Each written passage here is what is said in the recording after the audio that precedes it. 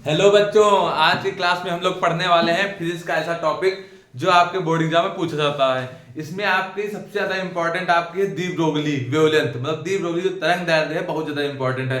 इस चैप्टर में हम लोग पढ़ेंगे photo electric effect matter wave मतलब कि प्रकाश विद्युत प्रभाव और उसकी द्रव्य तरंगे। तो द्रव्य तरंगे क्या होती है, प्रकाश विद्युत प्रभाव क्या होता है, उसके बारे में पूरा हम लोग जानेंगे।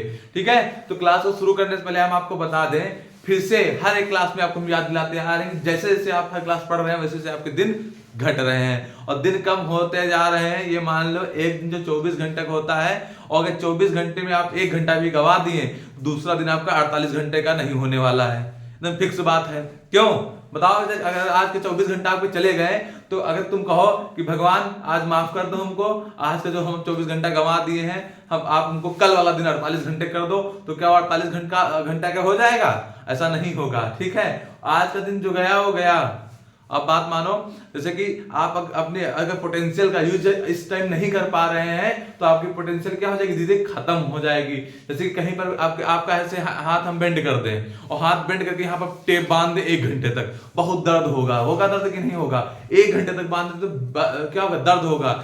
1 दिन तक ऐसे बांधे रखे तो क्या हो जाएगा, थोड़ा सा काम करना बंद हो जाएगा। और अगर 5 महीने 6 महीने के लिए इसे बंद करके रख दें और बांध दें आपका हाथ तो हाथ ही पूरा खराब हो जाएगा। अगर आप अपनी पोटेंशियल का यूज नहीं करेंगे तो इसी हाथ की तरीके से आपका दिमाग भी खराब हो जाएगा। इस मान के चलो कुछ नहीं होने वाला है। अगर इस टाइम लास्ट स्टेज पे खड़े हो, एकदम बोर्ड एग्जाम के करीब जा रहे हो, अगर इस टाइम अपनी पोटेंशियल का यूज नहीं कर पा रहे हैं तो आपके उसी हाथ के तरीके से आपकी पूरी पोटेंशियल का खत्म होने वाला, कुछ नहीं बचेगा। ये सोच लो, जो भी आपके अंदर ताकत है जोश है सबको लगा दो, जी जान से जुट जाओ और तैयारी कर लो। ठीक है, नहीं तो इसी हाथ की तरह आपके बंधे रह जाएंगे, आप कुछ नहीं कर पाओगे। दिमाग का यूज करना सीखो, जितने दिन बचे हैं मन लगा पढ़ लो। उसके बाद जो भी करना है, जो भी डिसीजन लियो, जो भी मन में बनाए हो प्लान, खूब टूर क्लियर करना। फिर चाहे गोवा जाना, चाहे नीम करौली घूमना, सब तुमको मिलेगा। ये कुछ नहीं था, सक्सेस वहां से मिलेगी जब इंटर बाद तुम लोग पेपर दे लोगे। ठीक है, अभी आपको कहीं नहीं जाना, अभी खाली मन से लग के पढ़ाई करना है बस। ठीक है, और मन से हम लोग पढ़ाई करेंगे और एक चीज का कॉन्सेप्ट क्लियर करते रहेंगे। जितने भी 20-22 दिन बचे हैं उनको हम अच्छे से पढ़े के यूज करेंगे, क्योंकि इसके बाद जो आपका बचा हुआ दिन है उसमें हम लोग आगे की चीजें इंपॉर्टेंट चीजें तैयार करेंगे। हम कोशिश करेंगे कि फरवरी तक जो है आपका पूरा सिलेबस खत्म हो जाए। सिलेबस के खत्म होने के बाद हम लोग 1 फरवरी से जो शुरू करने वाले हैं, सारी इंपॉर्टेंट क्लासेस होंगी। उसमें कोई चैप्टर नहीं होगा, खाली आपका सैंपल पेपर, अनसॉल्व पेपर, मतलब सब कुछ इंपॉर्टेंट चीज पढ़ाई जाएगी जो आपके तक जाएगी। और मतलब ये मान लीजिए जो 15 दिन हम उधर पढ़ाएंगे वो बहुत ज्यादा इंपॉर्टेंट होने वाला है। ठीक है, तो बस आप लोग सपोर्ट बनता रहे, साथ देते रहिए, हम बढ़ाते रहेंगे और पढ़ाते रहेंगे और इससे आपके तक हर एक चीज पहुंचती रहेगी। ठीक है बच्चा, चलते हैं आज की क्लास में। तो आज देखो क्या हम लोग पढ़ाने वाले हैं, प्रकाश विद्युत प्रभाव द्रव्य तरंगे। तो प्रकाश विद्युत प्रभाव या द्रव्य तरंगों के अंदर हम जानेंगे इसकी द्वैत प्रकृति क्या होती है, मतलब डुअल नेचर क्या होता है। मतलब कि अगर द्वैत प्रकृति की बात करें, एक चीज को बहुत ध्यान समझेंगे। इसमें थोड़ा आपको बता दें कि ये हमारा कैसा चैप्टर है, थ्योरिकल चैप्टर है। ठीक है, तो थ्योरिकल है, उसके बाद एक दो डेरिवेशन भी है, जो जो होगा आपको समझाया जाएगा बहुत अच्छे से, प्यार से समझोगे समझ में आ जाएगा। ठीक है, कहा गया ये कि द्वैत प्रकृति का मतलब होता है कोई भी हमारी विकिरण होती है, विकिरण का मतलब रेडिएशन। ठीक है, तो उसमें क्या होती है, 2 प्रकार की प्रकृति, 2 प्रकार के नेचर पाए जाते हैं। एक आपको पाया जाता है बच्चा कौन सा, कण प्रकृति पाई जाती है। कौन सी? कण प्रकृति का होता है। और एक होता है हमारा तरंग प्रकृति का। किसके अंदर? तरंग प्रकृति। 2 नेचर होते हैं, एक हमारा नेचर होता है पार्टिकल नेचर, क्या होता है इंग्लिश में बोलते हैं पार्टिकल नेचर, और एक होता है हमारा वेव नेचर।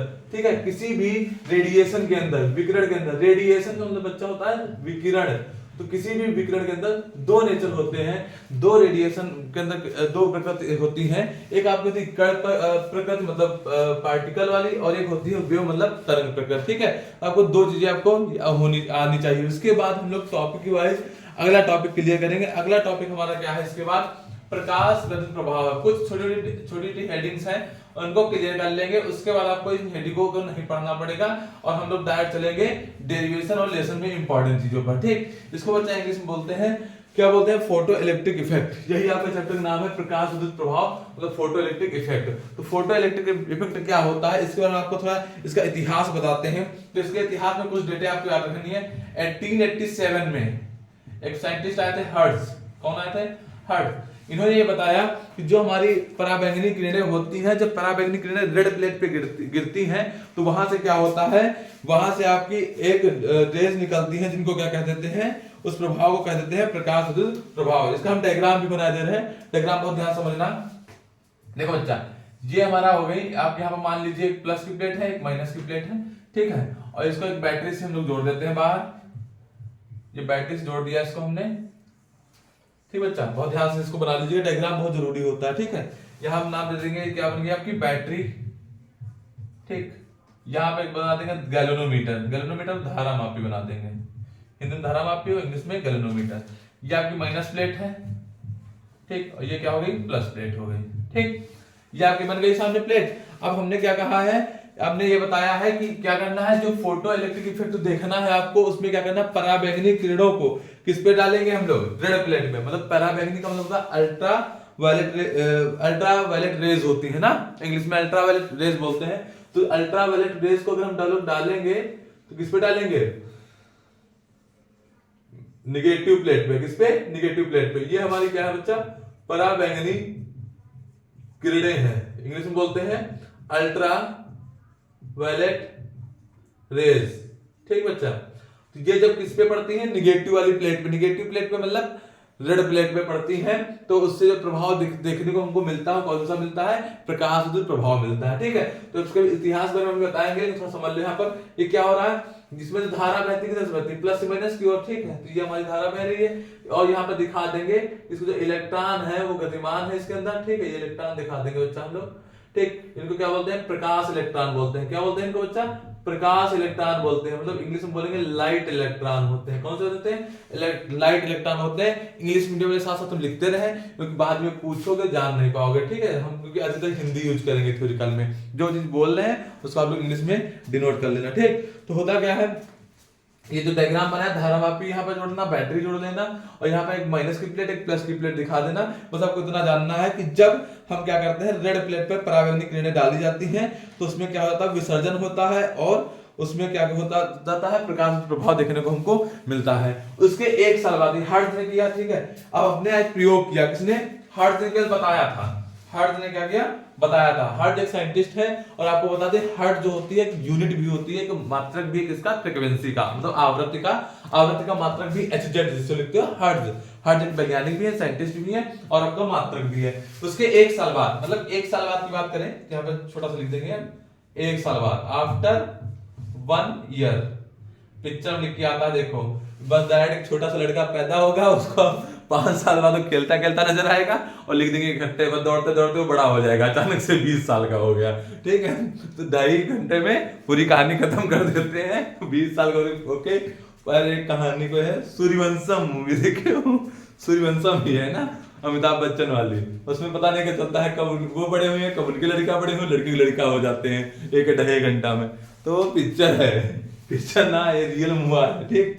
तो 1888 की बात करें तो 1888 की बात करें, ठीक है, तो हम लोग बात करेंगे 1888 की। 1888 में क्या हुआ, एक साइंटिस्ट दूसरे आए, उनका नाम था हालवेस, हालवेस ही नाम था, हाँ हालवेस ही नाम था।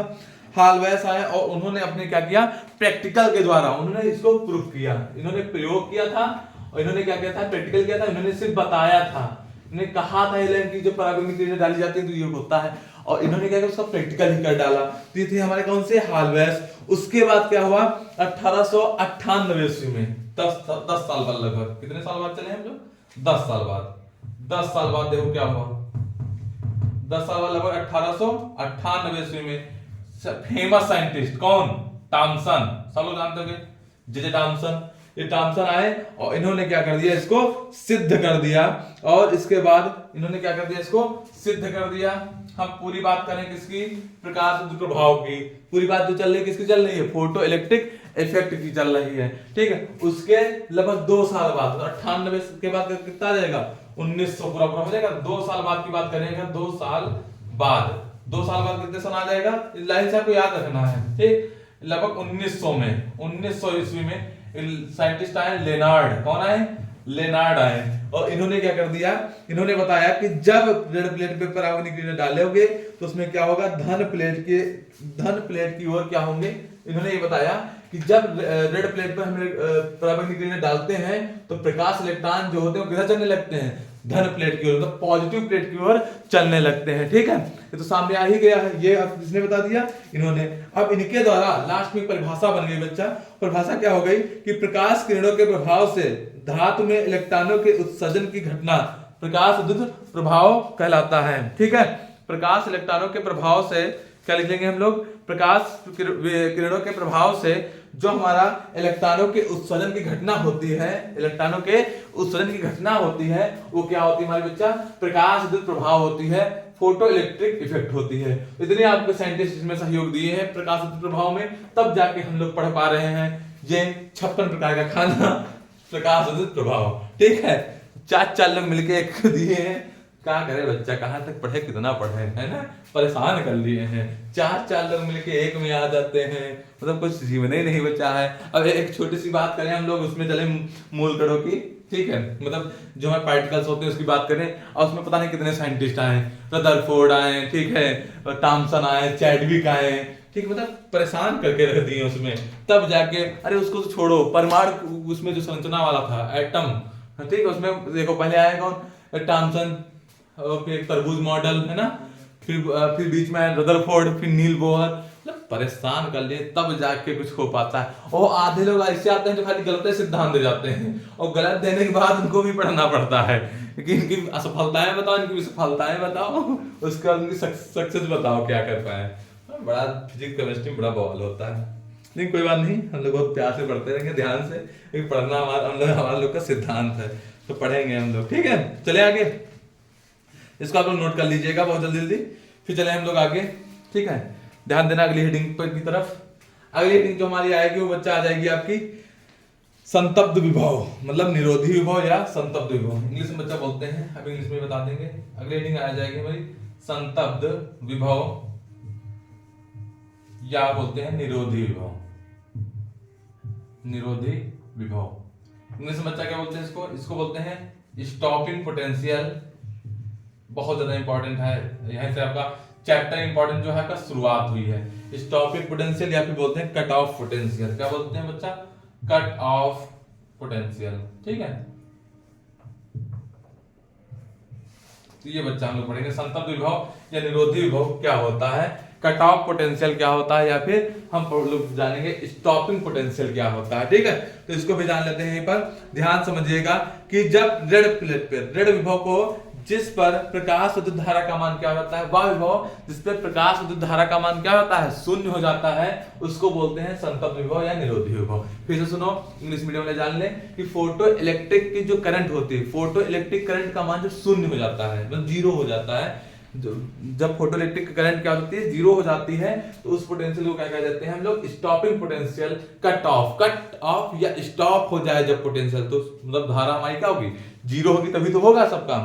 तो इसको आप लोग याद रखिएगा, और साथ साथ अगर याद रखिएगा इसके साथ कि अगर इस संतप्त विभव को कहाँ रिप्रेजेंट किया जाता है, तो आप लोग को आना चाहिए कि वी नॉट से लिखते हैं। कैसे, कहाँ लिखते हैं, वी नॉट, नॉट अगर नीचे लगाओगे तो वी नॉट से किसको रिप्रेजेंट करते हैं, संतप्त विभव या निरोधी विभव को प्रेजेंट करते हैं। अगर प्रकाश इलेक्ट्रॉनों की अधिकतम गतिज ऊर्जा पूछी जाए इसी के अंदर, प्रकाश इलेक्ट्रॉनों की, इंग्लिश में बता देंगे अभी, इलेक्ट्रॉनों की अधिकतम गतिज ऊर्जा की बात करें, मैक्सिमम एनर्जी की बात, तो अधिकतम गतिज ऊर्जा क्या होती है बच्चा, अधिकतम गतिज ऊर्जा तो ये बच्चा होती है E के बराबर EV नॉट। क्या बच्चा होती है, E के बराबर होती है EV नॉट। E क्या है, इलेक्ट्रॉन का आवेश वही वाला, ठीक है, और V नॉट। अब यहाँ पे क्या बताया गया, लाइट जो होती है, लाइट इलेक्ट्रॉन्स होते हैं वो वाले, उनकी जो होती है मैक्सिमम किनेटिक एनर्जी क्या होती है, तो मैक्सिमम किनेटिक एनर्जी होती है E के बराबर EV नॉट होती है। ठीक बच्चा, इसको भी बहुत ध्यान से समझ लेंगे आप लोग। इसके बाद हम लोग चलेंगे, अब संतप्त विभव हो गया, निरोधी विभव हो गया। अब इसी नाम से स्टॉपिंग पोटेंशियल जैसे कट ऑफ होता है, वैसे इसी से जुड़ी फ्रीक्वेंसी भी पूछी जाती है। मतलब कि आपका पूछा क्या जाएगा, आपसे पूछा जाएगा कि कट ऑफ फ्रीक्वेंसी, या फिर जो भी मतलब पूछा जाएगा कट ऑफ मतलब निरोधी आवृत्ति क्या होती है, मतलब देहली आवृत्ति क्या होती है। ठीक, तो इसको मिटा देते हैं। ठीक, लिख लिए होगे आप लोग, डायग्राम जरूर बच्चा बना देना इसका। अगर आपसे इससे जुड़ा आता है कुछ भी प्रकाश विद्युत प्रभाव से जुड़ा, तो देखो हम जितना बोलते हैं वो सब कुछ आपको समझ में आ जाएगा, तो सब कुछ लिख के आना है। ठीक है, ये नहीं कि हम लिखवाते नहीं हैं, क्योंकि हम थोड़ी लिखवा नहीं पाएंगे, हम केवल आपको लेसन समझा रहे हैं। लेकिन बहुत कुछ हम ऐसा बोलते रहते हैं जो आपके लिए उपयोगी है, उसको आप यहाँ सुनो और उसको वहां पे लिखना सीखो। ठीक है बच्चा, चले आगे। तो अगली हेडिंग जो हमारी है वो है हमारी देहली आवृत्ति। देहली आवृत्ति, ठीक है, या फिर संतब्ध आवृत्ति। देहली आवृत्ति, देहली आवृत्ति या संतब्ध आवृत्ति। ठीक, देहली आवृत्ति बहुत इंपॉर्टेंट है। इंग्लिश में बोलते हैं, इंग्लिश में बोलते हैं थ्रेशोल्ड। क्या बोलते हैं? Threshold frequency. अगर आप तक सब चीजें नहीं जाने तो आज जान लो। इसको संतब्ध को कट ऑफ बोलते ही हैं। इसको क्या बोलते हैं? Cut off frequency. जैसे वहां पर क्या था? कट ऑफ था पोटेंशियल, यहाँ पर कट ऑफ। देखो इसके दो नाम बता रहे हैं, किसी भी नाम से पूछा जाता है तो आपको डरना नहीं, एकदम साफ साफ तरीके से इसको जान जाना है कि ये वही है। ठीक है, तो वो ध्यान से पढ़ लेंगे।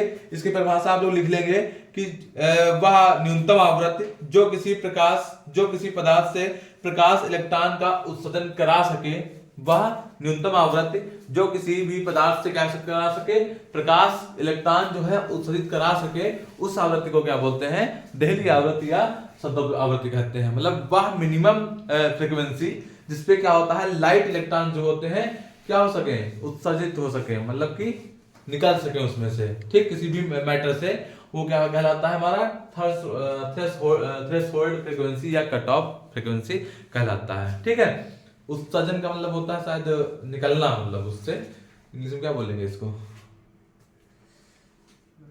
नहीं पता, कोई बात नहीं, न जानो। ठीक है,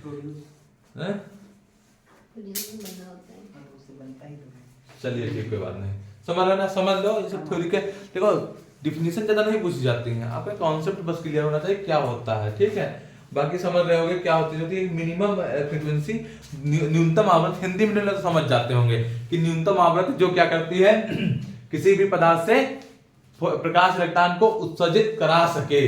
ठीक है, उसको क्या कहते हैं? प्रकाश विद्युत देहली आवृत्ति कहते हैं। इसका फॉर्मूला बच्चा क्या होता है? इसका फॉर्मूला होता है न्यू नॉट। इसको काहे रिप्रेजेंट करते हैं आवृत्ति को? न्यू नॉट से, मतलब सी अपॉन लैम्डा नॉट। ठीक है, सी अपॉन लैम्डा नॉट। सी तो हम लोग जानते हैं क्या होती है, प्रकाश की चाल होती है, प्रकाश की चाल होती है, स्पीड ऑफ लाइट होती है, जिसका मान कितना हो 3 × 10⁸ मीटर पर सेकंड होता है। लैम्डा नॉट क्या है? लैम्डा नॉट है देहली तरंग दैर्ध्य। क्या है? देहली तरंग दैर्ध्य है, मतलब इंग्लिश में बोलोगे थ्रेशोल्ड। थ्रेशोल्ड थ्रेशोल्ड तरंग दैर्ध्य को बोलते हैं वेवलेंथ। ठीक बच्चा, ये नाम आ याद रखना। यहीं से आप ये भी जान जाओगे कि अगर थ्रेशोल्ड वेवलेंथ मतलब देहली तरंग दैर्ध्य का फॉर्मूला निकाला था तो लैम्डा नॉट बराबर होता है सी अपॉन न्यू नॉट। देखो ये बी नहीं है, ये इसको बोलते हैं न्यू। क्या बोलते हैं? न्यू।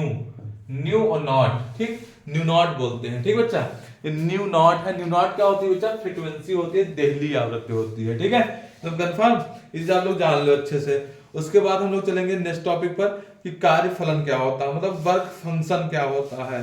ठीक है, तो वर्क फंक्शन को भी ऐसे जान लो। हम ऐसे तो आपको बता देते हैं कि जैसे भी हम लोग पढ़े थे न्यूनतम, वह न्यूनतम आवृत्ति जो उत्सर्जित करा सके। अब यहाँ पे बोल दोगे वह न्यूनतम ऊर्जा जो क्या करा सके, किसी भी प्रकाश इलेक्ट्रॉन को किसी पदार्थ से उत्सर्जित करा सके, उसे क्या कह देंगे बच्चा? हम लोग कार्यफलन कह देंगे। प्रकाश प्रभाव का कार्यफलन मतलब वर्क फंक्शन कहते हैं। ठीक, वर्क फंक्शन क्या होता है? W से प्रेजेंट किया जाता है। वर्क फंक्शन को मतलब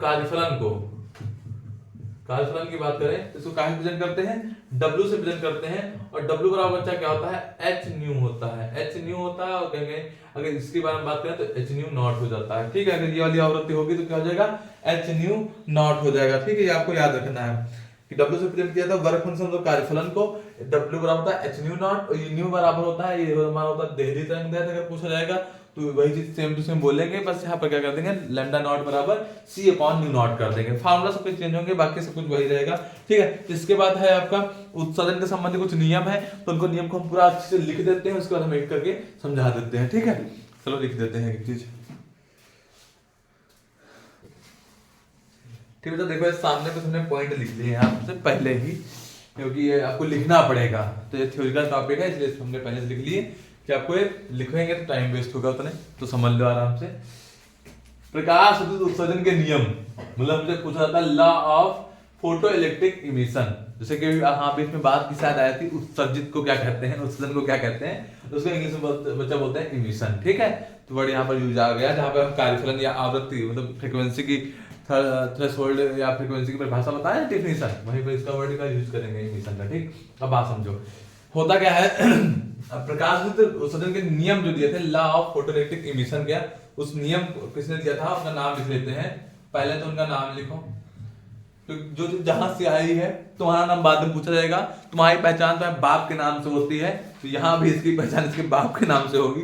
लेनार्ड थे और एक साइंटिस्ट और थे मिल्टन, जिनकी मम्मी का नाम नहीं मिला था कोई रमेश सुरेश रखती, ठीक है, याद हो जाता तुरंत, रखे नाम क्या है लेनार्ड, अरे इनका तो फिर ठीक नाम है, चलो कंफर्ट फील होता है नाम सुन के। किसी किसी के नाम देखो चार्ल्स बाल, अरे अपने यहाँ के बहुत सारे नाम ऐसे हैं, नाम लेने बड़ा शर्मिंदगी महसूस होती है उनको लेनार्ड और मिल्टन, ठीक है, लेनार्ड और मिल्टन, इन दोनों लोगों ने क्या किया, बहुत सारे एक्सपेरिमेंट किए, प्रैक्टिकल किए, उसके बाद उन्होंने एक लॉ दिया, उस लॉ को कहते हैं लॉ ऑफ फोटोइलेक्ट्रिक इमिशन, प्रकाश विद्युत उत्सर्जन के नियम बनाए। तो 4-5 थे, 5 है लगभग, हमने 4 इंपॉर्टेंट लिखे जो आपको लिखने हैं अपने बोर्ड एग्जाम में। इंग्लिश वाले भी समझ लेंगे, समझा देंगे। क्या किसी धातु के पृष्ठ से प्रकाश इलेक्ट्रॉनों के उत्सर्जन की दर, जो हमारी रेट होती है किसकी, इलेक्ट्रॉनों के उत्सर्जन की दर, जो rate of emission of electrons होते हैं, उसकी जो रेट होती है वो क्या करती है, धातु के पृष्ठ पर आपतित प्रकाश की तीव्रता के अनुक्रमानुपाती होती है। मतलब अगर इसे इमिशन की दर देखा जाए तो इसको हम डिनोट कर लेते हैं ई से, ठीक है, उत्सर्जन की दर को, ठीक है, DE/dt कर ले, तो डायरेक्टली प्रोपोर्शनल होता है किसकी, तीव्रता को, तीव्रता को कहा लिखते हैं आई से, आई मतलब इंटेंसिटी होता है, ठीक है। तो डायरेक्ट आप लोग समझ सकते हो क्या होता है, अनुक्रमानुपाती होता है उसके उत्सर्जन की दर के, ठीक है। ये पहला पॉइंट समझ में आ जाएगा कि प्रकाश इलेक्ट्रॉनों के उत्सर्जन की दर जो होती है वो प्रकाश की तीव्रता के क्या होता है, अनुक्रमानुपाती होता है। तो आपको इसमें इतना मेन याद रखना है कि प्रकाश इलेक्ट्रॉनों के उत्सर्जन की दर जो होती है वो प्रकाश की तीव्रता के क्या होते हैं, अनुक्रमानुपाती होता है, इतना मेन है। बाकी आप आगे पीछे लाइन में मिलाना चाहो तो पूरा पॉइंट बन जाएगा, ठीक है।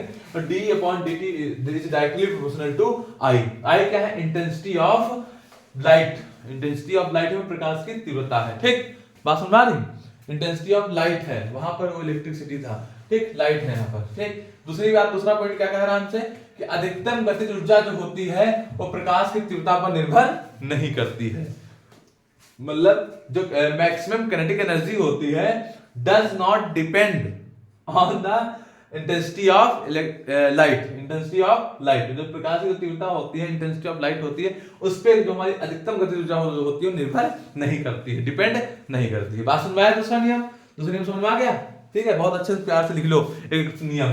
तीसरा नियम इसी से जुड़ा हुआ है कि अधिकतम गतिज ऊर्जा, यहीं पर वही लिखा जाएगा, हमने लिखा नहीं, अधिकतम गतिज ऊर्जा आपतित प्रकाश की आवृत्ति के बढ़ने पर बढ़ती है, मतलब जो हमने बताया मैक्सिमम काइनेटिक एनर्जी जो होती है वो आवृत्ति मतलब फ्रीक्वेंसी ऑफ लाइट, जो प्रकाश की आवृत्ति है उसके बढ़ने पे बढ़ेगी। जब कोई चीज बढ़ती है, एक चीज बढ़े तो दूसरी भी बढ़े, एक चीज घटे तो दूसरी भी चीज भी घटे, तो इसका मतलब ये समझ जाओ साफ साफ कि वो क्या होगा, डायरेक्टली प्रोपोर्शनल होगा। मतलब कि अगर एक चीज बढ़े तो कहने की बात है अनुक्रमानुपाती हो जाएगा। अगर हम गतिज ऊर्जा को E के से लिखें, गतिज ऊर्जा को कहां लिखें, E के से, तो ये डायरेक्टली प्रोपोर्शनल होता है किसके, आवृत्ति के, आवृत्ति का मतलब न्यू नॉट के, है ना, अगर न्यू नॉट या फिर न्यू यूज करेंगे क्योंकि यहाँ दिल्ली नहीं बोला, ठीक। तो जो E के बराबर क्या हो जाएगा, डायरेक्टली प्रोपोर्शनल टू हो जाएगा न्यू के, न्यू का मतलब आवृत्ति मतलब फ्रीक्वेंसी, ठीक है। E के मतलब मैक्सिमम काइनेटिक एनर्जी, ठीक, बात समझ आ रही कि नहीं आ रही, एक के बढ़ने पे दूसरा बढ़ रहा है, ठीक। तीसरी बात, चौथी बात क्या है, देहली आवृत्ति भिन्न भिन्न पदार्थों के लिए भिन्न भिन्न होती है, भिन्न भिन्न धातुओं के लिए भिन्न भिन्न होती है। देहली आवृत्ति को बच्चा क्या बोलते हैं, थ्रेशोल्ड फ्रीक्वेंसी बोलते हैं। थ्रेशोल्ड फ्रीक्वेंसी जो होती है अलग अलग जो होते हैं आपके मेटल के लिए अलग अलग होती है, ठीक है। अलग अलग मेटल्स जो होते हैं सब मेटल के लिए अलग अलग होती है, मतलब कि सभी मेटल के लिए, मतलब सभी धातुओं के लिए अलग अलग होती है, सबकी एक समान नहीं होती है, ठीक है। ये भी आपको पॉइंट याद रखना। तो 4 पॉइंट आप बहुत अच्छे से याद कर लीजिए, क्योंकि तो 4 पॉइंट आपके इसी में पूछे जाते हैं। इसी के साथ इनके साइंटिस्ट का भी नाम याद रखना है कि लेनार्ड तथा मिल्टन थे, ठीक है। तो साथ ही साथ उस हेडिंग को और उसके साइंटिस्ट को नाम याद रखना और उसके बाद 4 पॉइंट लिख दोगे, पूरा पूरा नंबर आपको मिल जाएगा। ठीक, उसके बाद हम चलते हैं इस चैप्टर के मोस्ट इंपोर्टेंट टॉपिक पर, आइंस्टीन का समीकरण। ठीक है, इसको आप साफ कर देते हैं। इसका हम लोग पढ़ेंगे आइंस्टीन का प्रकाश सदिश समीकरण, बहुत ज्यादा इंपॉर्टेंट है, बहुत पूछा जाता है। इसको आप लोग मन में बिठा लेना और आज ऐसा तैयार कर लो। अब बच्चे देखो टाइम इतना नहीं बचा कि आप बार बार वही चीज पढ़ते रहो, अब इतना टाइम है, ये सब चीज यहीं पर पढ़ो, यहीं पर खत्म कर दो। इसको तब खोलो जब आपका बोर्ड एग्जाम हो आ जाए। ठीक है, क्योंकि अभी आपको बहुत सारी चीजें पढ़नी है। अगर आप पर डे 1 घंटा फिजिक्स, 1 घंटा केमिस्ट्री, 1 घंटा, मतलब वो टाइम नहीं जोड़ा जाता जो आप स्कूल में एंजॉय करके आए हो। हमको पता है स्कूल में कोई नहीं पढ़ता है, तो जब स्कूल में जब एंजॉय करने जाते हैं कहेंगे हम पूरे दिन आज 14 घंटा पढ़े हैं, तो 14 घंटा में 8 घंटा तुम स्कूल वाला जोड़ रहे हो, तो 8 घंटा वो नहीं जोड़ना जिसमें आप फुल्ली मस्ती किए हो क्लास में बैठ के पीछे सीट पर, वो वाला टाइम नहीं जोड़ना। यहाँ पे टाइम आपको जोड़ना कौन सा है, आपको जो सेल्फ स्टडी कर रहे हो, आप अकेले में बैठ के जो कर रहे हो, वो वाला टाइम जोड़ा जाता है, वो आपकी स्टडी टाइम होता है, समझ रहे हो। तो उस स्टडी के टाइम में आप 6 घंटा 5 घंटा जरूर निकालो, कुछ नहीं खाली 5 घंटा अगर आप निकालते हो और 5 घंटा हर सब्जेक्ट को 1 घंटा दे दो और टाइम टेबल अपना फिक्स कर लो। होता क्या है, टाइम टेबल क्षेत्र में बता दें क्या होता है, हम भी ऐसे ही करते थे।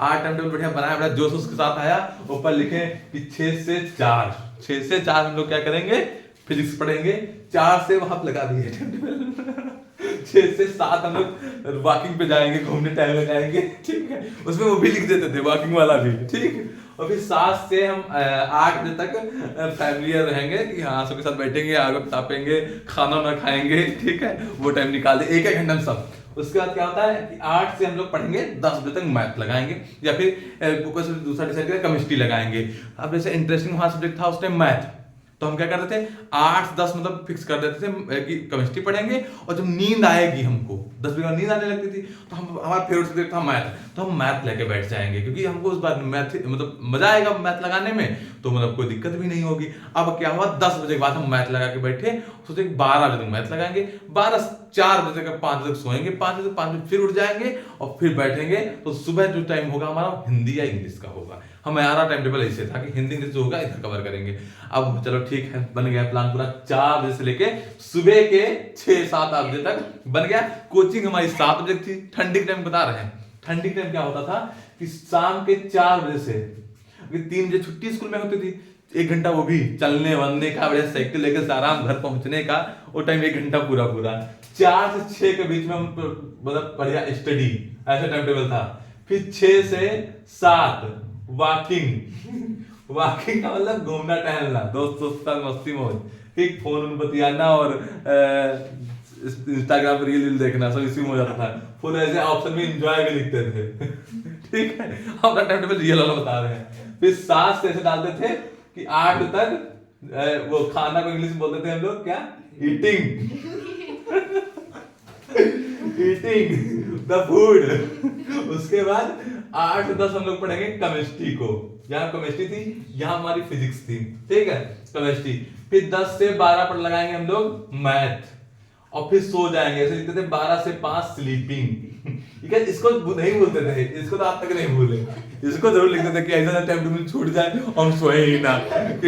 ऐसा लगता था कि इसका बड़ा अनुसरण करेंगे, आज जो बना लिए हैं ये भूलेंगे ही नहीं। और बस उसके बाद 5 से 7 बजे तक या फिर 6 बजे तक डाल देते थे इंग्लिश, और इंग्लिश हिंदी इतना कमजोर समझते थे, तो बहुत सरल है, इसको आधा घंटा पढ़ेंगे बस या फिर तीसरे दिन पढ़ेंगे। और फिर 7 बजे तैयार होते थे, 7 से 9 फिर अपना चलता था कोचिंग और स्कूल, फिर 3 के फिर से।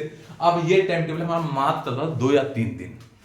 अरे ऐसे मतलब एकदम मन में भरा रहे जोश कि चाहे कुछ हो जाए टाइम टेबल नहीं चेंज होगा, तब तक आएंगे दीदी। ठीक है, ससुराल से अपने, ठीक आ गए भाजी भाजा, उसी मस्ती में डूब गए, भूल गए कि 4 कब बजा, कब 6 बजा, कब 8 बजा, पता ही नहीं चले। फिर अरे यार अब तो टाइम टेबल बिगड़ गया है, तो ऐसा करते इसको लाते हैं फाड़, इसको हटाओ और दूसरा बनाए, क्योंकि ये तुम्हारा काम नहीं कर रहा, क्योंकि बीच में दीदी आ गई थी, मौसी आ गई, मामा आ गए, इसको हटाया जाए और दूसरा बनेगा। और दूसरा क्या विषय बनेगा, ये सब नहीं चल पाएगा, तो डिसाइड नहीं हो पा रहा। किसी दिन क्या हो जाता है, एक अनुसार लेकर सेट बैठते हैं सैंपल पेपर का, एक ही सेट हो पाता है यार, ऐसे कैसे चलेगा, उसके लिए चाहिए 3 घंटे, तो ऐसा नहीं करते। इस बार टाइम टेबल रखेंगे थोड़ा चेंज, 4 से 7 बजे तक। अब वॉकिंग खत्म, आज से वॉकिंग नहीं करेंगे, अब 10 दिन बचे हैं एग्जाम के, वॉकिंग का अलग टाइम गया 6 से 7। अब 4-7 केवल फिजिक्स का अनुसार लगाएंगे, और फिजिक्स या फिर केमिस्ट्री एक बस, और केवल हम इस बार टाइम देंगे अपने खाना खाने का केवल आधा घंटा, केवल आधा घंटा, वो भी आधा घंटा गायब कर देंगे। मतलब कितना टाइम मैनेजमेंट, हर बार टाइम टेबल बनाओगे तो बदल जाएगा, चाहे कोई भी बनाता हो सबके साथ ऐसे ही होता होगा। उसको भी हम लोग बना लिए कि खाली आधे घंटा खाना खाएंगे, उसके बाद आज 7:30 से बैठेंगे हम लोग मैथ का आंसर लगाएंगे, और सुबह नहीं उठेंगे सो के, इतनी ठंडी है सुबह हम लोग नींद नहीं खुलती, तो ऐसा करते हैं इधर 2 बजे तक पढ़ेंगे, 2 बजे तक पढ़ेंगे, उसके बाद सुबह उठेंगे हम लोग 6 या 6:30 बजे उठेंगे, और तुम बिना नहाए या नहाए चले जाएंगे स्कूल या कोचिंग। ये पूरा चलता था ऐसे माहौल, तो ऐसे चलता था। फिर कुछ दिन चला वाला ये भी, फिर बदल टाइम टेबल आज तक किसी को बन ही नहीं पाया है, सबका टाइम टेबल एक टाइम के बाद चेंज होता रहता है, सबको पता है, सबके साथ यही होता है। तो ये सब एकदम सरकड़वा सच है, टाइम टेबल के चक्कर में ना पढ़ो, तुम जब मन हो तब बैठ जाओ पढ़ने लगो। लास्ट में निष्कर्ष निकला जब हमारे आगे बोर्ड एग्जाम, तुम खोपड़ी पर 5 दिन बच्चे, तो हमने कुछ काम हम नहीं कर रहा टाइम टेबल, इसको भी डालो फाड़, ठीक है। अब कुछ टाइम टेबल काम नहीं करेगा, अब ऐसा करते हैं कुछ सोचते हैं नया क्या सोचे। हाँ तो बताएं लास्ट में हमने क्या किया था। लास्ट में हम ले आए थे रफ, ठीक है। पहले चलती थी गुलाब का फूल पीछे रफ पे बना था, 5 रुपए की रफ मिलती थी हमारे टाइम, बढ़िया खूब आती थी।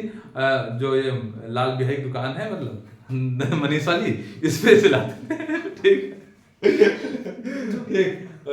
सौरभ की दुकान से, उसकी दुकान से लाते थे, और वही वाली मतलब टारगेट बनाते थे कि ये आज पूरी रात में भर डालना है, चाहे जितना हो जाए अब भरना है। कम से कम तुमको हम बता दें, हम 40 से 50 रफ, मतलब तब से लेकर तो बोर्ड एग्जाम नहीं हो गए थे, तो 30 या 40 नहीं तो 30 तो रफ भर डाले होंगे, ठीक। अब कैसे, जैसे आज आई तो हमने जब छुट्टी से निकले पहले अटरिया है, अटरिया पे सौरभ की दुकान पहले एक रफ ली 5 वाली, उसके बाद घर गए, पूरी रात उसको कसके पढ़ा, मतलब पूरी भरना है, चश्मे कुछ हो लिखो, पूरी मैथ लगाओ, फिजिक्स न्यूमेरिकल लगाओ, केमिस्ट्री लगाओ, पर मतलब खत्म करो। उसके बाद सुबह हो जाए उसको मतलब ले जाकर रख दो अलग, फिर दूसरे दिन दूसरी रफ आए, मतलब एकदम फिक्स रहता था, ऐसे पढ़ा जाता है, ऐसे मतलब किए हैं हम, ठीक है। हम अपनी बात बता रहे हैं, बहुत ज्यादा वो नहीं है, लेकिन हाँ ठीक है, पढ़े थे तभी आज थोड़ा बहुत पढ़ा पा रहे हैं, ठीक है।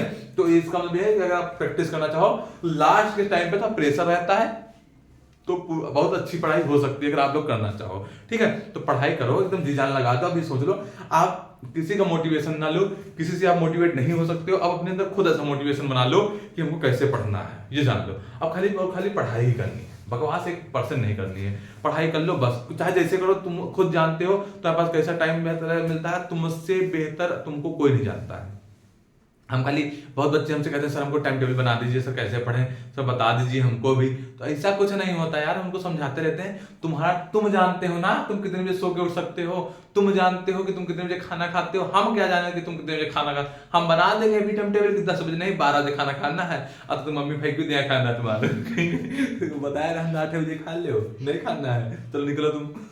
तो ऐसा ना टाइम टेबल ना बनाओ अपना, जो जब तुमको मन लगे, हम तो ये कहते हैं कोई जरूरी नहीं कि सुबह उठ के पढ़ो, जब तो मन लग रहा है तब पढ़ो, एकदम तब तक पढ़ो जब तक नींद ना आ जाए, और नींद जब आए तो ऐसा टॉपिक पढ़ो कि तुमको जो इंटरेस्टिंग चीज हो उसको पढ़ना शुरू कर दो, नींद आएगी ही नहीं। कैसी नींद होती है, ठंडी के टाइम तो बढ़िया मौसम होता है, ठंडी के टाइम हम क्या करते थे, रजाई लेके ओस में पढ़ते थे। ओस में क्या मजा होता है, ठंडी लगेगी नींद आएगी नहीं, छत के देख लेना, एक दिन तुम बैठना, बस रजाई इसलिए डाल देते थे ऊपर से कि सर्दी ना लगे, ठीक। बाकी तुम पढ़ के देखो, ठंड मतलब नींद आ ही नहीं सकती, बस तुम्हारा पढ़ाई में मन लगेगा, करके देखना, ठीक है। तो बीमार ना हो जाना कि सर जी कहीं बीमार हो कराटा ही उनका ऐसा कुछ नहीं है, ठीक। चलो पढ़ते हैं आगे। आइंस्टीन का टॉपिक बहुत इंपॉर्टेंट है, इसके यहाँ पर पहले तो इंपॉर्टेंट बोल देते हैं, और ये कौन सा जे इंपॉर्टेंट, कौन सा जे इंपॉर्टेंट फुल फॉर्म नहीं पता, जरूर इंपॉर्टेंट जोर जबरदस्ती इंपॉर्टेंट, ठीक है, बहुत इंपॉर्टेंट। आइंस्टीन का प्रकाश वैद्युत समीकरण, आइंस्टीन का प्रकाश वैद्युत समीकरण, ठीक है। आइंस्टीन का प्रकाश वैद्युत समीकरण मतलब इंग्लिश में इसको बोल देंगे हम लोग क्या, Einstein EINSTEIN, Einstein photo electric equation, इसको बहुत ध्यान समझेंगे हम लोग कि क्या होता है ये, ठीक है। देखो बच्चा, इसमें क्या हुआ था एक सन इसमें भी आपको याद रखना, हम लोग सन चले थे 1900 तक। पहले कौन सा सन आया, थोड़ा रिपीट करते हैं हम लोग, सन के बारे में जान लेते हैं। सबसे पहले आप लोग बताओ, सबसे पहले कौन सा सन आया था? सबसे पहले सन आया था 1887, है ना। पहले वही शुरू करते हैं, 1887 आया, मतलब 87। उसके बाद एक साल बाद और बदल गया था, 1888 आ गया था।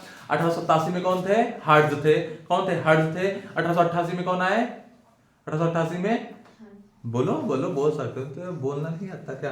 1888 में कौन थे? हाल्वेस थे, है ना। 1888 में कौन आए? हाल्वेस आए। फिर हमने कहा 10 साल बाद 1898 में कौन आया?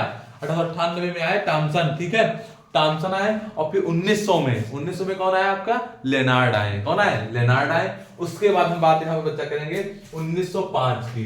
किसकी बात करेंगे? 1905 की, ठीक। 1905 में हमारे महान वैज्ञानिक साइंटिस्ट कौन? आइंस्टीन आए, ठीक है। आए नहीं मतलब इन्होंने इसमें नियम समी कर दिया था, आए होंगे इससे पहले, तब तो इतना दिमाग आया। तो आइंस्टीन आए, और आइंस्टीन ने क्या किया? एक अपने नाम से ही सुंदर सुंदर समीकरण बना दी। उसका नाम था photo Einstein photo electric equation, ठीक। बहुत सारे पहले वैज्ञानिक थे जो अपने नाम पे सब बनाते थे, इससे उनका नाम चलता रहे, ठीक है। और ये बात अच्छी है कि आपको उनके साइंटिस्ट का नाम याद नहीं करना पड़ेगा, बहुत अच्छी बात है कि उन्हीं के उनकी परिभाषा, उनकी डिफिनेशन में उनका नाम छिपाओ, कितनी अच्छी बात। उनकी हेडिंग में उनका नाम छिपाओ, बहुत अच्छी बात है। अब कुछ जैसे होती है जिनके नाम थोड़ा याद करना मुश्किल होता है, लेकिन इन सब के नाम याद करना मुश्किल नहीं होता है, क्योंकि इनके नाम में इनका सब कुछ छिपा होता है। न्यूटन है, न्यूटन के पहला नियम, न्यूटन का दूसरा नियम, न्यूटन का तीसरा नियम, सब उनके नाम ऐसे है। कहीं इस पर न्यूटन का सर्वत्रिक गुरुत्वाकर्षण नियम, यूनिवर्सल लॉ जो होता था, न्यूटन यूनिवर्सल लॉ, उनके नाम में सब होता था न्यूटन के, ठीक है। चलो सुनिए, देखो तो आइंस्टीन आया 1905 ईस्वी में, और इन्होंने क्या बता दिया? इन्होंने जो व्याख्या की थी अपना, वो किसके आधार पे किया था? प्लांक के क्वांटम सिद्धांत के आधार पर, प्लांक के क्वांटम सिद्धांत के आधार पर बच्चा इन्होंने क्या किया? अपना नियम दिया, अपनी व्याख्या की। मतलब प्लांक के क्वांटम सिद्धांत होता है, क्वांटम थ्योरी थी, उसके बेस्ड पर इन्होंने क्या किया? अपना सिद्धांत दिया। तो प्लांक का क्वांटम सिद्धांत याद रखना क्या था? बोल देंगे जिसके अनुसार ये होता है, प्रकाश जो होता है, प्रकाश ऊर्जा, वो छोटे छोटे बंडलों या पैकेटों के रूप में होता था, ठीक है। पैकेट्स बोल सकते हैं, बंडल्स के रूप में होता था, जिसको क्या बोलते थे? फोटान बोलते थे। जिसको क्या बोलते हैं? फोटान। जिसको क्या बोलते हैं? फोटान बोलते हैं। अब फोटान की जो ऊर्जा होती थी बच्चा, फोटान की ऊर्जा वो होती थी एच न्यू। क्या होती थी? एच न्यू होती थी। फोटान की ऊर्जा क्या होती है? एच न्यू होती है। जहां एच क्या था बच्चा? एच को बोलते थे प्लांक कांस्टेंट। क्या बोलते थे? प्लांक कांस्टेंट, मतलब प्लांक नियतांक। और दूसरा जो न्यू था, न्यू को क्या बोलते हैं? आवृत्ति बोलते हैं। न्यू को क्या बोल देते हैं? आवृत्ति बोल देते हैं, मतलब फ्रीक्वेंसी। न्यू क्या हो जाती है? फ्रीक्वेंसी हो जाती है। प्लांक के नियतांक की बात करें तो एच की वैल्यू बच्चा कितनी होती है? 6.6 × 10 की पावर -34 होती है। इसकी वैल्यू भी आपको याद रखनी है, 6.6 × 10 की पावर -4 क्या होती है? वैल्यू होती है, ठीक है। जूल इंटू सेकेंड, मात्रक भी याद रखना, जूल इंटू सेकेंड, ठीक। यह बात आप यहाँ पर याद रखना। फिजिक्स को मिला के क्या पढ़ते हैं वो ध्यान समझना कि सन 1905 ईस्वी में आइंस्टीन ने प्रकाश विद्युत प्रभाव की व्याख्या, क्या बताओगे? सन 1905 ईस्वी में आइंस्टीन ने प्रकाश विद्युत प्रभाव की व्याख्या प्लांक के क्वांटम सिद्धांत के आधार पर, प्लांक की थ्योरी के आधार पर, क्वांटम थ्योरी के आधार पर दिया था, जिसमें यह बताया कि प्रकाश जो होता है वो छोटे छोटे बंडलों या पैकेटों के रूप में चलता है, जिसे क्या कहते हैं? फोटान कहते हैं। फोटान की जो एनर्जी होती है, फोटान की जो ऊर्जा होती है, वो एच न्यू होती है। और एच न्यू में क्या होता है? एच जहां पर प्लांक नियतांक है, जिसका मान इतना होता है 6.6 × 10 की पावर -34 जूल इंटू सेकंड होता है। और न्यू यहाँ पर क्या है? फ्रीक्वेंसी है, मतलब आवृत्ति है। इतना आपको इसके नियम में लिखना होगा, आराम से याद हो जाएगा ना, एकदम लाइन से। बस मेन चीज आपने यहाँ पर लिख दिया, बाकी हमने बोला है उसको आप लोग लिख लेना, ठीक है। उसके बाद देखो क्या होता था, अगर इस पूरी व्याख्या के हिसाब से देखा जाए, व्याख्या के अनुसार क्या आया? पूरी थ्योरम के हिसाब से आया क्या?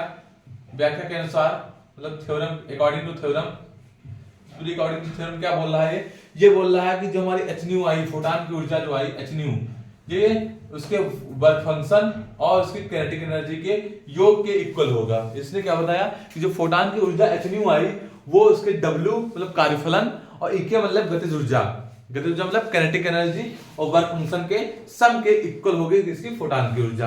अब यहाँ पे बच्चा बताओ, हमने भी आपको बताया W बराबर क्या होता है? एच न्यू नॉट होता है कि नहीं होता है? तो EK को हम उधर भेज दें, जब EK यही रहे, अगर EK को हम यही रखते हैं और W को अगर भेज देते हैं तो h न्यू वहां पर पहले से था, W जाएगा तो गायब हो जाएगा माइनस का, W तो गायब हो गया माइनस का, EK वही है, बात समझना थोड़ा, EK यही है, अब h न्यू उधर है तो W को उधर भेजेंगे तो गायब हो जाएगा माइनस का, है ना। अब W का मान कितना यहाँ पर दिया है h न्यू नॉट, तो EK बराबर बच्चा हमारा क्या हो जाएगा h न्यू माइनस W को लिख दोगे h न्यू नॉट, तो दोनों में से कॉमन बच्चा क्या मिल रहा है, EK बराबर मिल रहा है कॉमन h और न्यू माइनस न्यू नॉट, ये चीज मिल गई।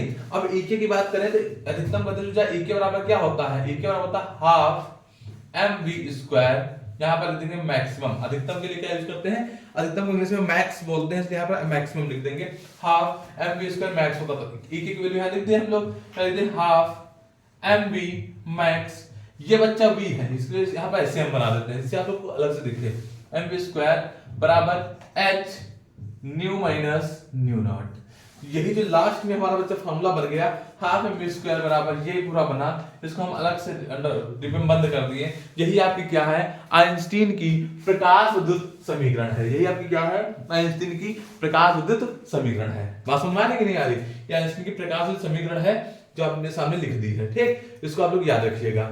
तो ये आपका पूरा इतना कॉन्सेप्ट था, अगर आपकी आइंस्टीन की प्रकाश विद्युत समीकरण आती है 3 या 5 नंबर में, चाहे जितने नंबर पूछी जाए, आपको पूरा बता दिया कैसे लिखना है, फिर इसके आप थ्योरम लिखेंगे, तो अकॉर्डिंग टू थ्योरम क्या कह रहा था कि फोटॉन की जो ऊर्जा होती है W और EK के सम के इक्वल होता है, मतलब योग के इक्वल होता है, EK क्या है गतिज ऊर्जा मतलब किनेटिक एनर्जी है, W क्या है वर्क फंक्शन है मतलब कार्यफलन है, तो अगर EK को यहीं रखते हैं W को उधर भेजते हैं तो क्या हो जाता है माइनस का, W की वैल्यू क्या होती है h न्यू नॉट होती है, यहाँ पर फिल कर देंगे, h दोनों में कॉमन मिल जाएगा, EK के फार्मूला क्या होता है हाफ mv स्क्वायर होता है, बहुत छोटी क्लास से पढ़ते आ रहे हो, उसका वहां उठा के रख दिया, नीचे लिख देंगे उपरोक्त समीकरण ही क्या है आइंस्टीन के प्रकाश विद्युत समीकरण है, मतलब ऊपर जो इक्वेशन दी है वो क्या है आइंस्टीन का प्रकाश विद्युत समीकरण यही दिया है, ठीक है। उसके बाद चलिए नेक्स्ट टॉपिक में, इसको बहुत ध्यान से कर लीजिएगा। उसके बाद देखो क्या बच्चा आता है कि इसी में थोड़ा और आगे समझ लेते हैं, ठीक बच्चा,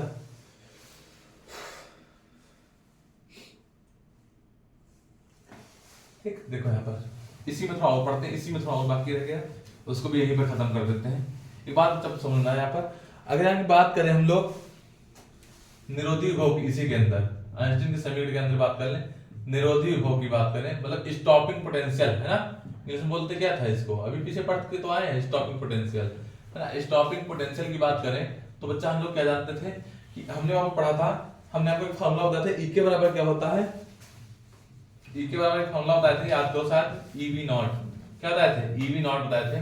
अगर यहाँ पर EK की जगह पर हम EV नॉट रख देते हैं, EK की जगह पर हाफ mv स्क्वायर नहीं रखते हैं तो हमारा क्या फॉर्मूला बन जाएगा, तो EK की जगह अगर हम रख देते हैं EV नॉट तो बराबर हो जाएगा h new minus new not हो जाएगा, तो ये भी आपको फॉर्मूला याद रखना है। अगर कहीं पर स्टॉपिंग पोटेंशियल मतलब निरोधी विभव की बात होगी तो वहां पर हम यहाँ पर क्या ले आएंगे new not sorry V not ऐसे ले आएंगे, जैसे कि बाय चांस क्वेश्चन पूछ लिया आपको न्यू दे दिया गया, न्यू नॉट भी दिया है क्वेश्चन में, h की तो वैल्यू फिक्स होती है, E की भी वैल्यू फिक्स होती है, कितनी होती है E की वैल्यू 1.6 × 10 की पावर -19 है ना, सबकी वैल्यू फिक्स होती है। अब न्यू नॉट आपको निकालना है तो आराम से आप न्यू नॉट निकाल सकते हो, सॉरी V नॉट निकालना है, V नॉट मतलब स्टॉपिंग पोटेंशियल निरोधी विभव, तो आराम से आप लोग निकाल सकते हो, बात समझ रहे हो ना, इसके लिए इसका यूज किया। लेकिन अगर क्वेश्चन में मास ऑफ दिया हो और ये वेलोसिटी दी है मतलब वेग और द्रव्यमान दिया है तो हम बच्चा इस वाले फॉर्मूले का यूज करेंगे, तो हमने दोनों तरीके से समझा दिया, आपके न्यूमेरिकल लिए बहुत ज्यादा इंपॉर्टेंट है। कभी कभी क्या होता है रिलेशन पूछ लेता है किसी में, अगर इसमें रिलेशन पूछेगा तो ऐसे लिखोगे,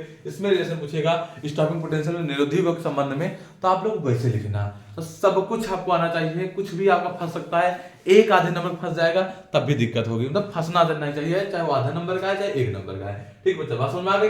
इसको मिटाए आगे बढ़े, बताओ जल्दी नोट कर लो इसको, चले हम लोग आगे, ठीक, आगे टॉपिक शायद एक ही टॉपिक तो बचे हैं, उसको भी कवर करके खत्म करते हैं इस लेसन को, ठीक। देखो बच्चा समझ में आ रहा है,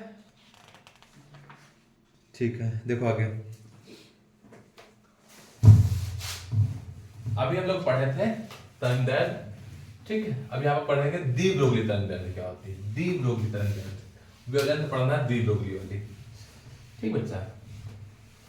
तो इसका जो इस चैप्टर का था एक टॉपिक लगभग इंपॉर्टेंट था, जो हम पढ़ा रहे थे बहुत ध्यान से पढ़ लिए होगे, तो इस लेसन में आज के बाद आपको कॉन्सेप्ट नहीं समझना पड़ेगा, बाकी आप लेसन पढ़ते रहोगे, आपको नई नई चीज मिलते रहेंगी, लेकिन आपको कॉन्सेप्ट नहीं पढ़ना पड़ेगा, कॉन्सेप्ट ही आपका आखिरी होगा, ठीक है।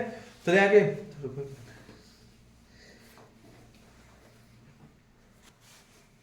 ठीक है बच्चा, देखो आगे आप बात करेंगे हम लोग द्रव्य तरंगों की। ठीक है, लास्ट टॉपिक है इसका, द्रव्य तरंग या द्रव तरंगों की बात करें, मतलब मैटर वेव।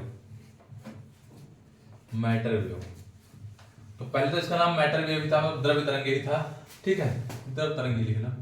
ठीक है, द्रव्य तरंग ही था, लेकिन बाद में एक वैज्ञानिक के नाम पर इनको दी ब्रोगली तरंगदैर्घ्य मतलब दी ब्रोगली वेव भी कहा गया। अब इसकी कहानी क्या थी आपको समझाते हैं। देखो हुआ क्या, जब हमारा सिद्धांत सामने आया कि जो हमारी वो होती है कण प्रकृति और तरंग प्रकृति, दो बताई थी आपको। इसके अंदर क्या होती है, किसी भी द्वैत प्रकृति का सिद्धांत जो आपके सामने आया था। द्वैत प्रकृति का मतलब कि उसमें तरंग का भी गुण होगा, मतलब वेव नेचर भी होगा और पार्टिकल नेचर भी होगा, मतलब कण वाली प्रकृति भी होगी और तरंग प्रकृति भी होगी। तो दोनों मत दिए गए, तो वैज्ञानिकों के सामने बहुत बड़ी समस्या आ गई।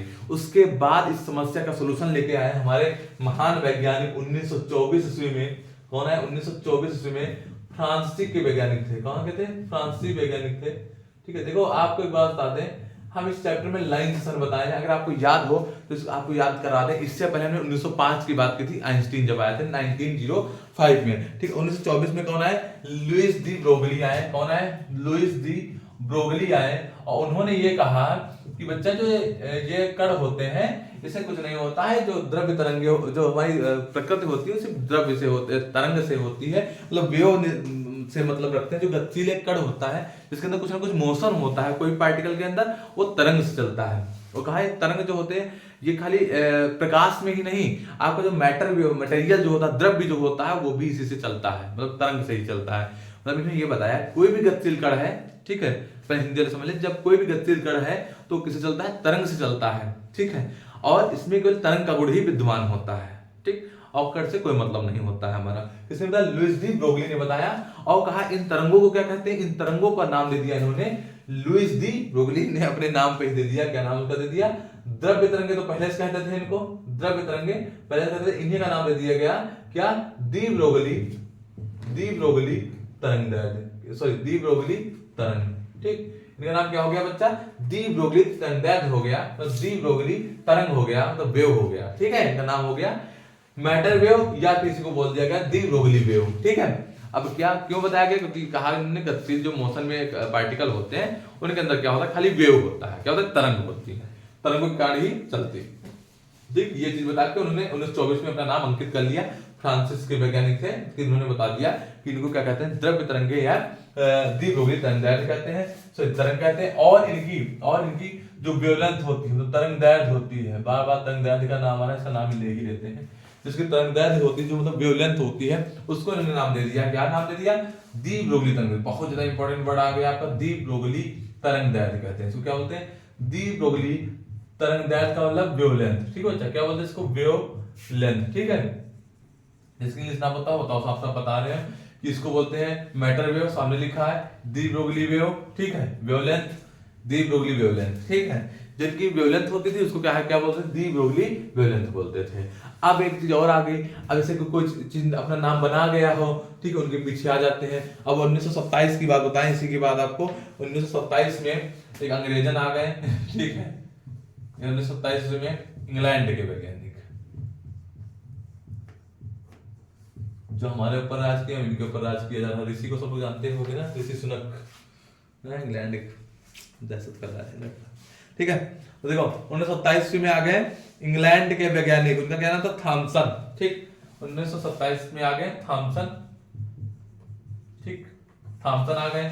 ठीक, उन्होंने इसी का पालन किया। ठीक, उसके बाद 1928 में, अच्छा 1928 में थॉमसन ने किया था, और सॉरी गलत हो गया थोड़ा सा, सही है, इसको 1928 पहले, लेकिन 27 का पहले बता देते हैं आपको, एक मिनट।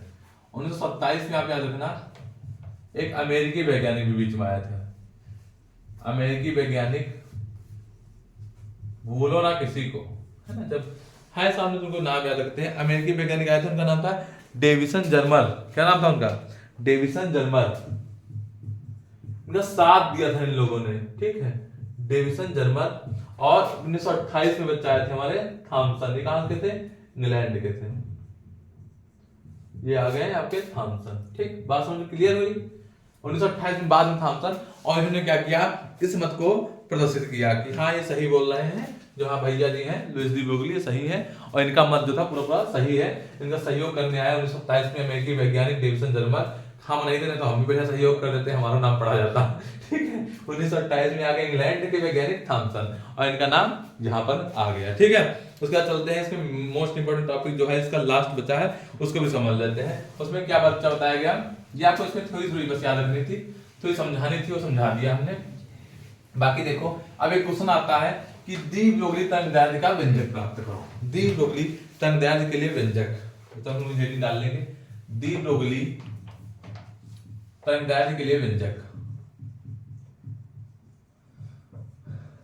के लिए व्यंजक, ये बहुत ज्यादा इंपॉर्टेंट है, बहुत बार पूछा जाता है। द्विब्रोगली तरंगदैर्ध्य के लिए व्यंजक मतलब इंग्लिश में डाल लो आप लोग बच्चा, expression of for de Broglie wavelength, expression for de Broglie wavelength. ठीक है, द्विब्रोगली वेवलेंथ के लिए हमको क्या निकालना है, इसका व्यंजक निकालना है। ठीक है, तो इसका बात ध्यान समझिएगा आप लोग, यहाँ से गलती मत करिएगा, यहाँ से भी गलती हुई तो फिर दिक्कत होगी। ठीक, ध्यान देना यहाँ पर। देखो हम लोग क्या पढ़ते आ रहे हैं कि एक फॉर्मूला आइंस्टीन का पढ़े थे शुरुआत से ही। ठीक, क्या फॉर्मूला था, E बराबर था mc²। क्या था, E बराबर mc² था, बहुत सबको याद होगा बहुत अच्छे से। एक और E का फॉर्मूला हम लोगों ने पढ़ा था, कौन सा पढ़ा था, E बराबर होता है h न्यू। क्या होता है, h न्यू। ठीक, दोनों फॉर्मूले हम लोग को पता है, E बराबर h न्यू होता है ऊर्जा का। ठीक है, ये होता है E बराबर mc², दोनों एनर्जी की फार्मूले हैं, दोनों ऊर्जा के फार्मूले हैं। तो इसको हम ऐसे भी लिख सकते हैं कि दोनों हमारे बराबर है, तो E की वैल्यू यहाँ से उठा के यहाँ रख दो आके, तो हमारा क्या फॉर्मूला बन जाएगा, h न्यू जो था हमारा वो किसके बराबर हो जाएगा, mc² के बराबर हो जाएगा कि नहीं हो जाएगा, जल्दी बताओ। h न्यू बराबर क्या हो जाएगा, mc² हो जाएगा। अब यहाँ से अगर हम m निकाल लेते हैं तो m बराबर क्या आ जाएगा, इसके बट्टे में क्या आ जाएगा, h न्यू, ये न्यू बच्चा है c², इसके बट्टे में c² आ जाएगा कि नहीं आ जाएगा, बताओ जल्दी से। अब न्यू बराबर बताओ क्या होता है, न्यू बराबर क्या होता है बच्चा हमारा, अगर बात करें न्यू बराबर, तो न्यू बराबर होता है c/λ, होता क्या है, न्यू बराबर होता है c/λ।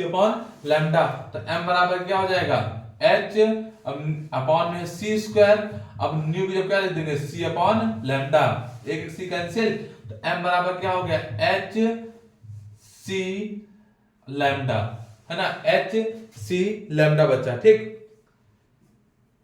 न्यू बराबर होता है c/λ, तो कट जाएगा, क्या बचेगा, h m बराबर बचेगा क्या, h/c²। हाँ ठीक है, h/c² बचा। उसके बाद देखो अगर फोटॉन का संवेग निकाले, संवेग क्या होता है बच्चा, फोटॉन का संवेग, संवेग मतलब मोमेंटम होता है है ना, संवेग को मोमेंटम बोलते हैं। हाँ, मोमेंटम p बराबर जो फार्मूला होता है mc, p फार्मूला क्या होता है mc, p से लिखते हैं इसको, है ना। तो p बराबर mc होता है, अब mv होता था मेन फार्मूला, लेकिन p बराबर mv कहां होता है, जब किसी पार्टिकल की बात करें, मतलब अलग से वेलोसिटी हो, यहाँ पर फिक्स है कि प्रकाश की चाल से होता तो mc लगा देंगे। तो p बराबर क्या हो जाएगा, m की वैल्यू देखो क्या है, h/c² इनटू में पहले से एक c है, यहाँ पर पूरी m की वैल्यू पुट कर दी है, तो देखो बच्चा c से c कैंसिल, तो एक यहाँ पर फार्मूला मिल गया हमको, p बराबर क्या मिल गया, h/λ मिल गया, क्या मिल गया, h/λ मिल गया। ठीक, तो अगर फोटॉन के संवेग की बात करें तो यहाँ पर क्या आ गया, p बराबर आ गया h/λ, और यहाँ से लैम्डा का फॉर्मूला निकालने तो क्या हो जाएगा, ये हो जाएगा h/p। यही तुमको बच्चा निकालना था, द्विध्रुवीय तरंगदैर्ध्य वेवलेंथ, वेवलेंथ को क्या लिखते हैं, लैम्डा से प्रेजेंट करते हैं, तो लैम्डा बराबर क्या आ गया, h/p आ गया। तो फॉर्मूला तो हमारा आ गया है, लेकिन यहाँ पर भी एक चीज और हमको पढ़ना है कि अगर ये प्रकाश की चाल की ना बात करता, अगर c की बात ना करता, तो अगर हमारा करता क्या, यदि कण का वेग, यदि वेलोसिटी दी है, किसी भी पार्टिकल की वेलोसिटी v है, तो क्या मामला हो जाएगा, तो p बराबर क्या हो जाएगा हमारा, यहाँ पर mc लिखे थे क्योंकि c था, और यहाँ पर क्या हो जाएगा mv हो जाएगा, क्या हो जाएगा mv, तो लैम्डा बराबर फॉर्मूला क्या हो जाएगा, h/mv हो जाएगा, क्या हो जाएगा, h/mv हो जाएगा। बहुत ध्यान समझना, h/mv हो जाएगा। तो एक चीज बताओ, अब mv की वैल्यू निकालेंगे कहां से, k बराबर क्या बच्चा हमारा होता है, k बराबर होता है हाफ mv², होता है कि नहीं होता, k बराबर क्या होता है, हाफ mv² होता है। गतिज ऊर्जा के फॉर्मूले, किनेटिक एनर्जी की बात करें, अगर किनेटिक एनर्जी की बात करें तो गतिज ऊर्जा बराबर क्या होता है, k बराबर होता है हाफ mv²। तो दो को हम इधर भेज देंगे तो हो जाएगा 2k बराबर हो जाएगा उधर mv², बचा एक v इसके बटे पे, तो 2k/v भेज दिया। ठीक, 2k/ क्या भेज दें, v, या फिर यहाँ से पूरे v की वैल्यू निकाल ली जाए तो 2k/m भेज दो, इधर m भेज दो। अब उधर क्या बचा, v² बचा। अब v² तो हटाओगे तो क्या लग जाएगा, अंडर रूट, तो v का मान कितना आ जाएगा, अंडर रूट 2k/m आ गया। v का मान क्या आ गया बच्चा, 2k√2k/m आ गया। ठीक, इतना आ गया v का मान। अच्छा mv का डायरेक्ट निकालो चाहे जैसे निकालो, कोई दिक्कत नहीं। अब ये मान जो आ गया v का, उठा के हम किसमें रख दें, इसमें रख दें जहां लैम्डा बराबर ये फॉर्मूला आया था। ठीक, तो h बराबर, अब लैम्डा बराबर क्या हो जाएगा, h अपॉन में लिखा है m और गुणे में हो जाएगा v की वैल्यू क्या है, रूट में है 2k/m। ये तो बच्चा √2k/m। अब एक बात बताओ बच्चा, यहाँ पर कि h की बात तो ठीक है, लेकिन यहाँ पर एक बाहर m है, अंदर m कितना है, आधा, अंडर को मतलब हाफ होता है। ठीक, तो एक हाफ हाफ कट जाएगा, तो बटे में बचा क्या बचा, खाली बचा रूट के अंदर ये भी चला जाएगा, तो हो जाएगा 2km बचेगा। रूट में क्या बचेगा, 2km बचेगा, h/√2km बचा। ठीक, और एक चीज बताओ, थोड़ा और करेंगे इसको, इधर समझ लो, उधर से इधर आ गए हैं। अब देखो, अगर k की वैल्यू लिख दें, k बराबर क्या होता है, ev0 होता है, याद है कुछ हमने बताया था, k बराबर होता है ev, बात तो वही हो गई। अब यहाँ पे ev यूज करेंगे। ठीक, अब एक बात तो k की जगह यूज कर लेते हैं, तो लैम्डा का फॉर्मूला एक और बन जाता है क्या, h/√2, k की जगह लिख देंगे ev और साथ में लिख देंगे m, कोई दिक्कत, 2ev/into में m। ठीक है, प्रेजेंट कर दिया। अब लैम्डा का भी फॉर्मूला बन गया। पास में यहाँ पे क्या कर रहे हैं, हम लैम्डा के अलग अलग फॉर्मूला निकाल लेते हैं। जैसे कि आपका फॉर्मूला ये पूछा जाता है कि बताओ मोमेंटम और वेवलेंथ में रिलेशन बताओ, मतलब तरंगदैर्ध्य और संवेग में संबंध बताओ, तो ये वाला यूज करना। दूसरा फॉर्मूला हमने बच्चा अभी निकले नहीं, दूसरा वाला ये निकल तो आया, ये वाला भी हम लोग यूज कर लेंगे। ठीक है, तो ये दूसरा हो गया। ठीक, ये पहला फॉर्मूला हो गया। ठीक, तो ऐसे आपको फॉर्मूला अलग अलग बना रहे हैं कि आपको कोई फॉर्मूला फंसे ना। ठीक, और बन गए हैं, तो ये भी आपका बन गया है। देखो यहाँ पर भी एक फॉर्मूला बना था। ठीक, ये भी आपका फॉर्मूला बना था, तीसरा फॉर्मूला बना लो। ठीक, इसमें जब k की वैल्यू रख दोगे तो ये बन जाएगा। v यहाँ पर क्या आ गया है, वोल्ट में, तो पोटेंशियल आ गया है। ठीक, अभी और एक फॉर्मूला बन जाएगा कि अगर यहाँ पर, यहाँ ध्यान देना, h की वैल्यू कितनी होती है, 6.6 × 10⁻34 जूल इंटू सेकंड होती है। अभी हमने आपको बताया था। e की वैल्यू बच्चा कितनी होती है, 1.6 × 10⁻19 कूलाम होती है। ठीक है, ये भी आपको पता है। m की वैल्यू कितनी होती है इलेक्ट्रॉन के लिए, 9.1 × 10⁻31 kg होती है। तो अगर ये तीनों वैल्यू हम बच्चा पुट कर दें, मतलब लैम्डा तो वही रहेगा, h जब क्या लिख दें, 6.67 सॉरी × 10⁻37 अपॉन में क्या लिख दें, √2 है। e की वैल्यू भी पता है 10⁻19, m की भी वैल्यू पता है 9.1 × 10⁻31, बचा क्या, खाली बचा क्या, बचा v बचा। ठीक, बात खाली बचा क्या, v बचा। इस पूरी कैलकुलेशन को अगर सॉल्व कर लिया जाए तो लैम्डा का एक फार्मूला बच्चा आ जाएगा कि आपका 12.27 अपॉन में √, के अंदर क्या बचेगा, v, √के अंदर क्या बचेगा, v। एक आपको बच्चा ये भी फार्मूला आ गया। लेकिन जो फार्मूला आता है इसमें वेवलेंथ जो आएगी, तो लैम्डा जो आएगा उसकी वेवलेंथ की तरंगदैर्ध्य का मान आएगा वो एंगस्ट्रॉम में आएगा। किसमें आएगा, एंगस्ट्रॉम में आएगा। मतलब गुणे में चाहे 10⁻10 लिख लो, एक एंगस्ट्रॉम में कितने मीटर होते हैं, 10⁻10 होते हैं। तो आपका ये भी एक फार्मूला बनेगा 12.27 √, में भी एंगस्ट्रॉम। ठीक है, ये भी आपका फार्मूला बहुत पूछा जाता है। डायरेक्ट आपको वोल्टेज दिया हो, मतलब पोटेंशियल दिया हो, तो विभव दिया हो, तो डायरेक्ट लैम्डा का मान इस वाले फार्मूले से निकाल लेंगे। ठीक, तो बहुत ध्यान से पूरा आप नोट कर लीजिए। ठीक, ये लास्ट डेरिवेशन है इस चैप्टर का, इसके बाद आपको कुछ नहीं पढ़ना है, नोट हो गया। अच्छा, इसको पूरा नोट कर लीजिएगा। ठीक, तो बस खत्म करते हैं इस चैप्टर को। ठीक है, और आप लोग मुस्कुराते रहिए, खुश रहिए, स्वस्थ रहिए और पढ़ते रहिए। हम बार बार समझाते हैं, पढ़ते रहिए। ठीक है बच्चा, थैंक यू।